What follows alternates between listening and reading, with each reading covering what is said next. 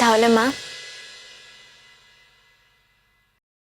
মেয়ে না ভাবতে পারলে মেয়ের মতো তো বটে।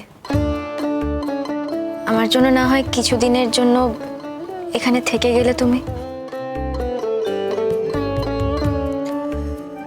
কলকাতায় কেন পড়ে থাকি সেটা তোমরা জানো গুড্ডি। বাবার যদি ফেরার হতো মা, তাহলে এতদিনে ঠিক চলে আসতো। তাই না? ঠিক বলেছিস, ফেরার হলে তো তুইও বুঝে গেছিস না যে তোর বাবা কোনোদিন ফিরবে না। তুমি বোঝোনি? আমি আমি আমি বুঝেছি, কিন্তু আমার মনের ভিতরে আরেকটা মন আছে না, সে বলে যে ফিরে আসবে লোকটা গুড্ডি, জানো? লোকটা ফিরে আসবে। দেখো আমি তো কখনো কোনো অন্যায় করিনি, অপরাধ করিনি, আমি কোনো দোষ করিনি, জানো তো?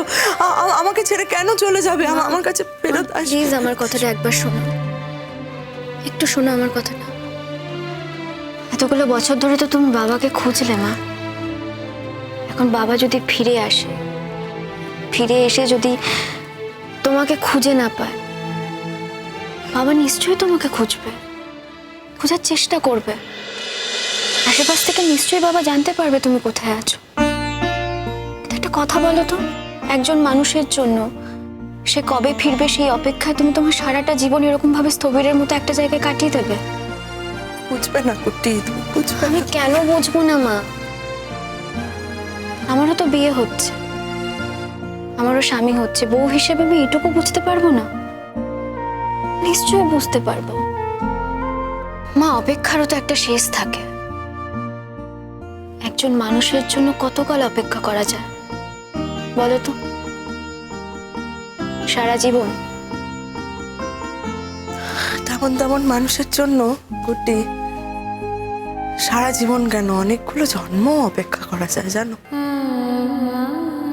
মা, এবার আমি বেরোই।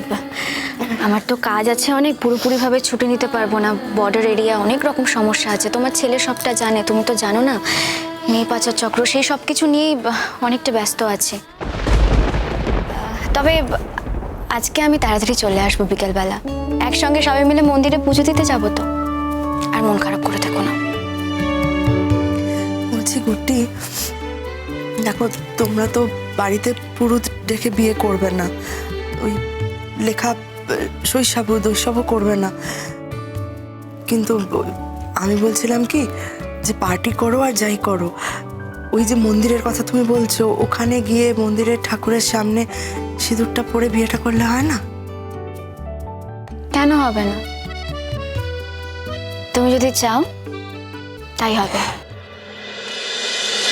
তোমার এটা বোঝা উচিত ছিল শিরিন, যে এতদিন তো দেখছো, এতদিন ধরে দেখছো, এরপরেও যদি বুঝতে না পারো আমার কিছু করার নেই। যে আমার এখনো মনে হয় যে আমি গুড্ডির জন্য যাই করি না কেন, গুড্ডিকে আমি যাই দিই না কেন, সেটা আমার কম বলে মনে হয়। আর তাছাড়া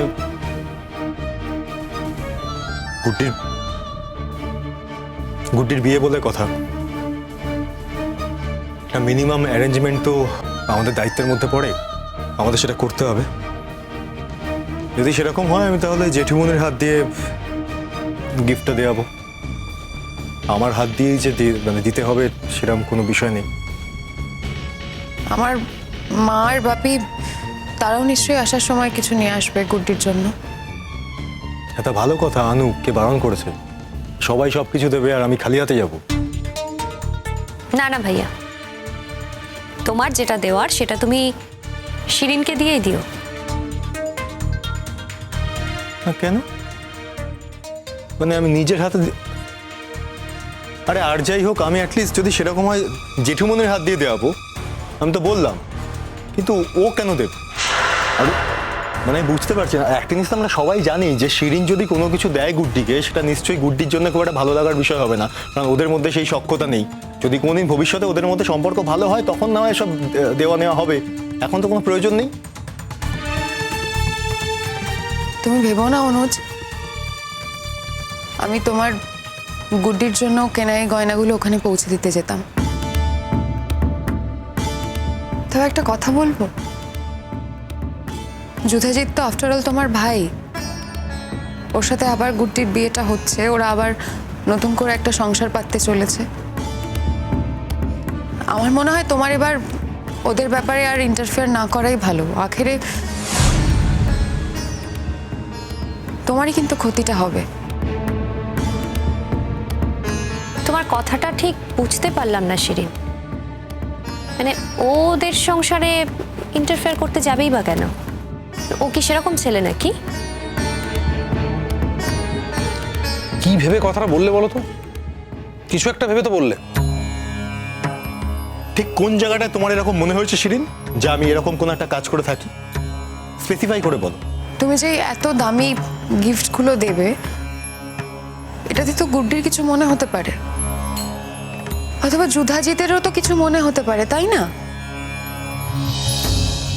তোমায় ভাবতে হবে না সেটা।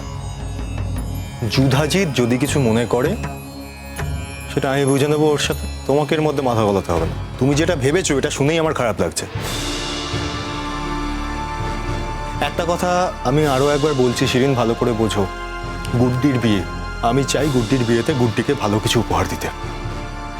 ওকে ভালো কিছু উপহার দিলে আমার ভালো লাগবে, তাই আমি দেব। আর যদি সত্যি আমি সেরকম ভাবে দেখতে যাই, গুড্ডি যখন ওই বাড়ি ছেড়ে চলে যায়, ওর প্রাপ্য সমস্ত জিনিস রেখে দিয়ে চলে এসছে, সেগুলো তো এখন সব তোমার কাছে। ও চাইলে সব নিয়ে যেতে পারতো, কিছু নিয়ে যায়নি। তুমিও চাইলে সেগুলো সব ফেরত দিয়ে দিতে পারতে, তুমিও ফেরত দাওনি, সব নিজের কাছে কুক্ষিগত করে রেখে দিয়েছো। তোমার যদি সত্যি এই কথাগুলো মনে হয়, সবার আগে তোমার উচিত অ্যাটলিস্ট এই সুযোগে, এরকম একটা ভালো মুহূর্তে যেখানে গুড্ডির আবার বিয়ে হচ্ছে, গুড্ডি ভালো থাকবে, ওর একটা সেখানে অ্যাটলিস্ট ওকে ফেরত দিয়ে দাও। ওর জিনিসগুলো তোকে ফেরত দিয়ে দাও। আচ্ছা, অদ্ভুত ব্যাপার তো। আমি কি করে জানবো যে গুড্ডি হঠাৎ করে বিয়ে করার সিদ্ধান্ত নেবে? ওগুলো কি আমি সঙ্গে করে নিয়ে এসেছি নাকি যে দিয়ে দেবো? হ্যাঁ, নিয়ে আসনি সেটা আমিও জানি, কিন্তু একবার মুখেও তো বলছো না হ্যাঁ ফেরত দিয়ে দেবো। তাহলে তো বুঝতাম যে তোমার কোনো ইচ্ছে আছে ফেরত দেবার। আসলে এটা তোমার ব্যাক অফ দ্য মাইন্ডে ছিলই না, চাওনি, সেটা পরের কথা। গুড্ডির বিয়ে হচ্ছে, আমার পরিবারের তরফ থেকে, আমার তরফ থেকে আমরা সবাই চাই ওর জন্য ভালো কিছু করতে, ওকে ভালো কিছু উপহার দিতে। এটার মধ্যে তোমার ইন্টারফেয়ার করার কোনো জায়গা নেই।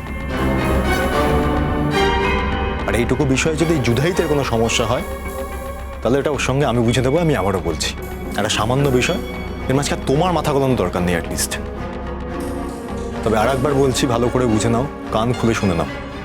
আমার গিফট আমিই দেবো, তোমাকে দিয়ে এটা আমি দেওয়াবো না। বুঝতে পেরেছো? আর তোমার যদি সত্যি মনে হয় যে গুড্ডির অনেক জিনিস, মানে সত্যি যদি তুমি এখনো সেটা ফিল করে থাকো যে গুড্ডির অনেক জিনিস তোমার কাছে আছে, তুমি সেগুলো কুক্ষিগত করে রেখেছো, তাহলে এই সুযোগে ফেরত দিয়ে দাও। আর তার থেকেও বড় কথা, তুমি তো এখন চাকরি করো শিরিন, পয়সা ইনকাম করো, তো কিন্তু নিজে ওকে কিছু কিনে দিতে পারো। ইচ্ছা করো না একবারও? তোমার বোনকে, যাকে তুমি অ্যাটলিস্ট এত বছর ধরে, তো আমি তাই শুনে এসেছি তোমার বোনকে তুমি আমার কিনে দেওয়া গিফট উপহার হিসাবে দেবে, এটা তোমার কাছে অসম্মানজনক হয়ে যাবে না? আমি কিন্তু বাড়িতেও সিঁদুর পরিয়ে দিতে পারি। কেন জিৎ? দেখ, তোরা সেরমভাবে ঢাকঢোল পিটিয়ে বিয়ের অনুষ্ঠান করতে চাইছিস না, ঠিক আছে, কোনো ব্যাপার না। কিন্তু মন্দির যখন একটা কাছে আছে, তাহলে মন্দিরে গিয়ে ঠাকুরের সামনে সিঁদুরদানটা হোক না। পরে যেরকম পার্টি করতে চাইছিস পার্টি করবি, বিয়ের আচার অনুষ্ঠানটা অন্তত ঠাকুরের সামনে হোক। আমি এক কথায় রাজি। সবাই যখন রাজি, তখন আর আমি কি করে আপত্তি করব? আমি আজ বরং একবার ও বাড়ি যাই, যতই ওরা সব জানুক। আমার তো উচিত একবার মুখ ফুটে নিজের থেকে ওদেরকে সবটা বলা। একবার ঘুরে আসি ও বাড়ি থেকে। হ্যাঁ, যাবে তো, কিন্তু এখনো তো অনেকটা সময় আছে। আমরা আগে বিকেলবেলা মন্দির থেকে ঘুরে আসি, তারপরে না হয় যেও। মন্দিরে তোমরা যাও না, তুমি আর জিৎ যাও মন্দিরে। আমার আর সাধুসঙ্গ করার ইচ্ছে নেই কোনো।